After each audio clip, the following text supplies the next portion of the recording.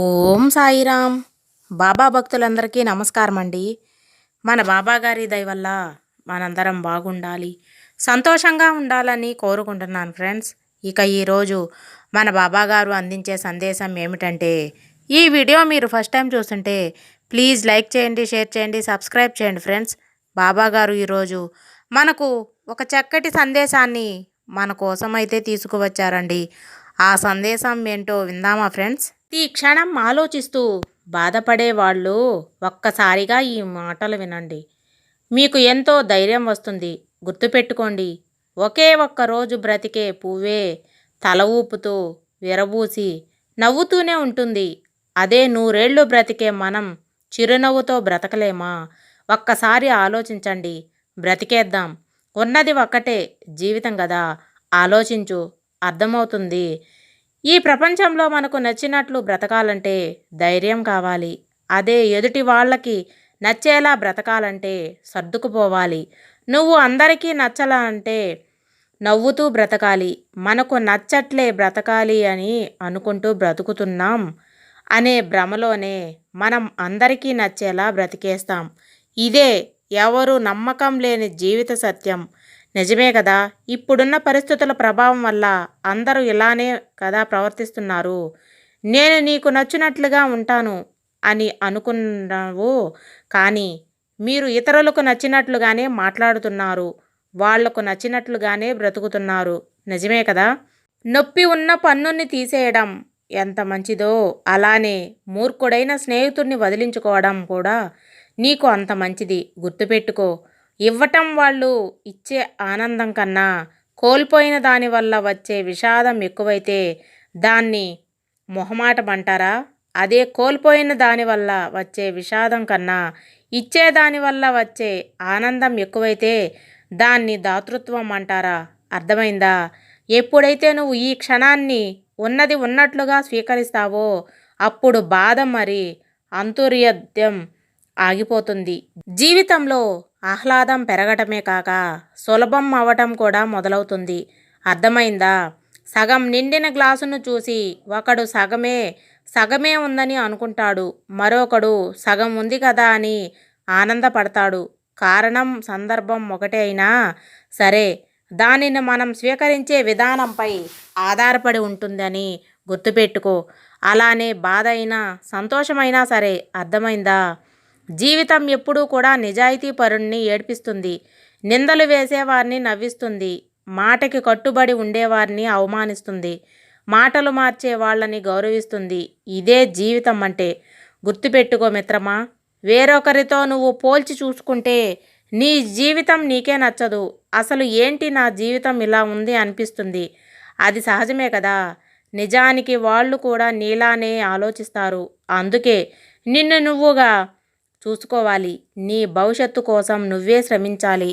నీ జీవితానికి నువ్వే బంగారు బాట వేసుకోవాలి. అర్థమైందా? అడుగులు తడబడుతున్న వేళ సమాజం కాళ్ళనే చూస్తుంది, కానీ తలపై ఉన్న బరువుని మాత్రం అస్సలు గుర్తించదు. ఎంత విచిత్రమో చూడు. జీవితంలో విలువ ఇవ్వని బంధాలని అస్సలు పెంచుకోవద్దు. నీకు విలువ ఇచ్చే బంధాలని పొరపాటును కూడా ఎట్టి పరిస్థితుల్లో కూడా అస్సలు వదులుకోకు. ఎదురయ్యే ప్రతి సంఘటన కూడా మంచి చెడు మార్గాలను చూపిస్తుంది. ఇక నువ్వు ఏ మార్గం ఎంచుకుంటావో దాన్ని బట్టే కదా నీ జీవితం ఉంటుంది. నువ్వు మంచిగా ఎంచుకుంటే మంచి జరుగుతుంది, చెడు మార్గాన్ని ఎంచుకుంటే నీకు కూడా చెడే జరుగుతుంది అని గుర్తుపెట్టుకో. నిన్ను ఎవరో ఏదో అన్నారని నిన్ను నువ్వు తక్కువగా అంచనా వేసుకోకు. కాలం ఎప్పుడు ఒకేలా ఉండదని గుర్తుపెట్టుకో. నీ ప్రయత్నం నువ్వు చూస్తూ ఉండు. మిగతాదంతా కూడా ఆ దైవ నిర్ణయం అని భావించి సంతోషంగా ఉండు. మనిషి డబ్బులు ఖర్చు అవుతున్నాయి అని అనుకోకూడదు, కానీ సమయం ఖర్చయిపోతుందని అస్సలు ఆలోచించలేకపోతున్నాడు. ఎంత విచిత్రమో చూడు. డబ్బు ఖర్చు అయిపోతే తిరిగి సంపాదించుకోవచ్చు, కానీ అదే విలువైన సమయం అనేది ఖర్చు అయిపోతే తిరిగి సంపాదించగలమా? ఆలోచించు. నీకే తెలుస్తుంది. నీకు బాగా దగ్గర వారెవరో తెలుసా? ఎవరిని నువ్వు కలిసినప్పుడు నీకు ఆనందం కలుగుతుందో వారు కాదు. ఎవరిని నువ్వు కోల్పోయినప్పుడు నీకు దుఃఖం కలుగుతుందో వారే నీ దగ్గర వాళ్ళు అని గుర్తుపెట్టుకో. మనం ఎవరికైనా సరే 100 సార్లు మంచి చేసి ఒక్క చెడు మాట అంటే చేసిన మంచి పనులన్నీ మర్చిపోతారు. చేసిన మంచిలో కూడా తప్పులు వెతుకుతారు. అర్థం చేసుకునే వాళ్ళకన్నా అపార్థం చేసుకునే వాళ్ళే ఎక్కువగా ఉంటారు. ఈ లోకంలో ఎంత విచిత్రమో చూడు. ఈ లోకంలో అందరూ కూడా నిన్ను అవసరానికి వాడుకునే వాళ్ళే. వాళ్ళ దృష్టిలో ఎప్పుడూ నువ్వు పిచ్చోడివే అని గుర్తుపెట్టుకో. అవసరం తీరాక నిన్ను అస్సలు పట్టించుకోరు, పక్కన పడేస్తారు. అసలు నిజం చెప్పాలంటే వాళ్ళ స్వార్థానికి ఎవరినైనా సరే అమాంతం బలి చేస్తారు. జాగ్రత్తగా ఉండు. విడిపోతే తెలుస్తుంది మనిషి విలువ, గడిస్తే తెలుస్తుంది కాలం విలువ. స్నేహం చేస్తే మాత్రమే తెలుస్తుంది నిజమైన స్నేహితుడి విలువ. అర్థమైందా? ఎన్నో గొడవలు పడ్డాం, ఎన్నో వదులుకున్నాం, ఎంతో నవ్వుతున్నాం, ఎంతో నేర్చుకున్నాం. మా ప్రేమలో తర్వాత దశకు కూడా వెళ్తున్నామని ఎంతోమంది అనుకుంటారు. కానీ మళ్ళీ వాళ్ళే బాధపడతారు. నేను క్షమించాను అని అంటే దాని అర్థం ఇతరుల ప్రవర్తనని అంగీకరించాను అని కాదు. నా జీవితాన్ని ముందుకు తీసుకెళ్తున్నాను అని అర్థం. గుర్తుపెట్టుకో. రేపు బాగుందిలే అనే ఆశతో కొన్నాళ్ళు, రేపైనా బాగుందిలే అనే ఆశతో ఇంకొన్నాళ్ళు నవ్వుతూ నెట్టుకొస్తున్న జీవితాలు ఎన్నో మన చుట్టూ ఉన్నాయి. ఎప్పుడూ కూడా భయపడాల్సిన అవసరం లేదు, దిగులు పడాల్సిన అవసరం అంతకన్నా లేదు. మన క్యారెక్టర్ గురించి ఒకరు వేలెత్తి చూపిస్తారు అంటే వారికి నచ్చినట్లుగా మనం ఉన్నట్లేదని అర్థం. అంతేగాని మన క్యారెక్టర్ బ్యాడ్ అని కాదు. వేలెత్తి చూపే వాళ్ళు అందరూ కూడా నీతిమంతులు కాదు అని గుర్తుపెట్టుకో. జాగ్రత్తగా ఉండు. తీస్తే ప్రతి మనిషి జీవితం కూడా ఒక బయోపిక్ కదే ఉంటారు. వాళ్ళ పడ్డ అవమానాలు, ఓడిపోయిన ప్రేమలు, కార్చిన కన్నీళ్లు, ఎగతాళి చేసే బంధువులు, పక్కనే ఉంటూ దెబ్బ కొట్టే శత్రువులు, కొన్ని గెలుపులు, ఎన్నో మలుపులు, అతి కొన్ని సంతోషాలు, పడిపోతూ పైకి లేచి క్షణాలు, ఎందరో పాత్ర సూత్రధారులు. నిజమేనా? చనువుగా నువ్వు ఒక్క మాట అనలేనప్పుడు, కోపంతో ఓ మాట అంటే పడలేనప్పుడు, మనసులో ఉన్న మాట చెప్పలేనప్పుడు అవి పరిచయాలే కానీ బంధాలు కాదు. అందుకే జీవితంలో కొన్ని వదిలేస్తేనే సంతోషంగా ఉండగలం. అర్థమైందా?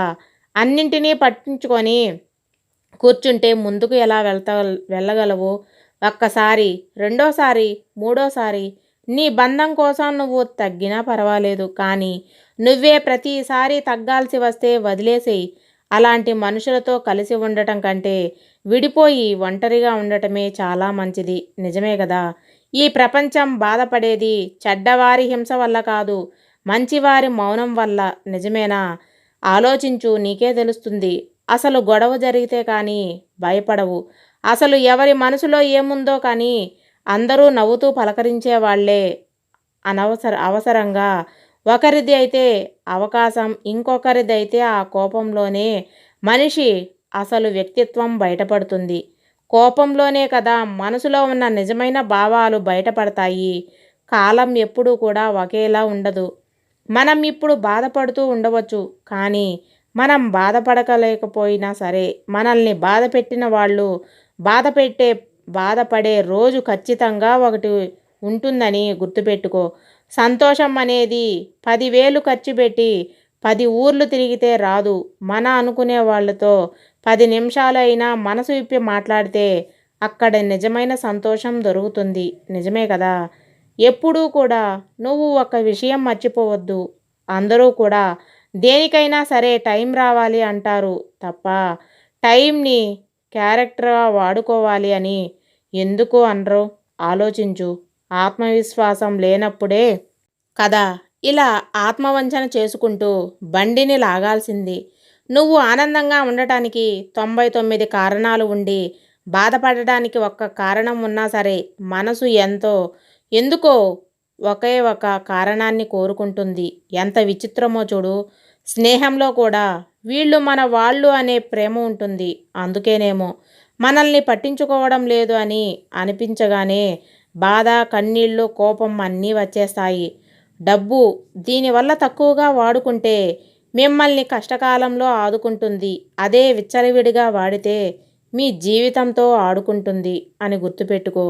అసలు అదేంటో కానీ ప్రతి మనిషి కూడా తాను చేసిన తప్పులను బీరువాలో బ్రాండ్ పత్రాల్లాగా దాచుకొని ఇతరుల తప్పులను మాత్రం ప్రచార పత్రాల్లో వీధుల్లో ప్రచారం చేస్తూ ఉంటారు. ఎంత విచిత్రమో చూడండి. ఈ లోకంలో పర్ఫెక్ట్ మనిషి అంటూ ఎవరూ ఉండరు. అది నువ్వైనా సరే, నేనైనా సరే. గొప్ప గొప్ప వాళ్ళని చూసి మామూలు మనుషులను చిన్న చూపు చూడకండి. ఎందుకంటే సూది పనికత్తి, కత్తి పని సూది ఎప్పుడూ చేయలేదు కదా.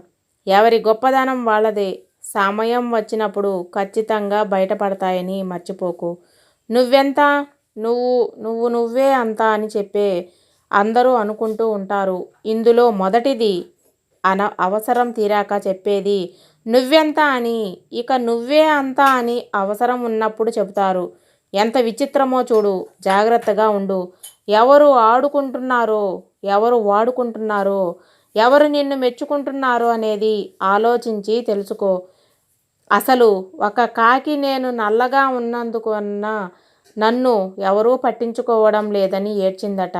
అప్పుడు రామచిలక, నేను అందంగా ఉన్నందున అందరూ నన్ను పట్టించుకొని బాధిస్తున్నారని ఏడ్చిందట. దీనివల్ల మనకు ఏం అర్థమైంది? మనకి ఏది కలిగితే అదే ఆనందం అనుకోవాలి. అప్పుడే. ఇదండి మన బాబాగారు అందించే సందేశం. మీకు అందరికీ నచ్చిందని అనుకుంటున్నాను ఫ్రెండ్స్. సర్వేజన సుఖినో భవంతు. జై సాయిరామ్.